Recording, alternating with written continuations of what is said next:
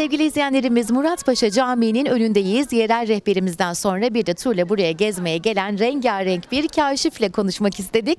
Biraz tanıyabilir miyiz sizi? Evet, Songül Uzunarman, Çankırı Çerkeşliyim. Evet, burada geçmişimizi görmeye geldik, Osmanlı'yı tanımaya geldik. Geçmişi olmayanın geleceği olmaz derler. Bu güzellikler çerçevesinde Balkanları tamamıyla gezmiş olduk. Çok teşekkür ediyorum.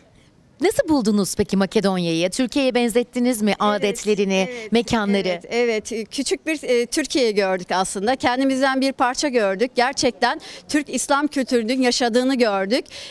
Geçmişine kesinlikle dört dörtlük sahip çıktığını gördük. Allah hepsinden bin kere razı olsun.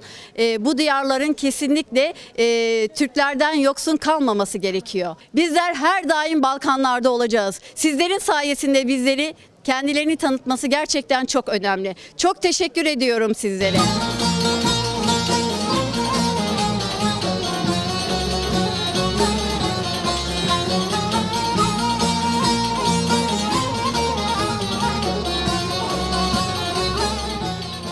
Evet sevgili izleyenlerimiz, yerel halkın da bahsettiği gibi gerçekten suyun tadı çok güzel. Sanki doğadan, kaynağından içiyormuşçasına.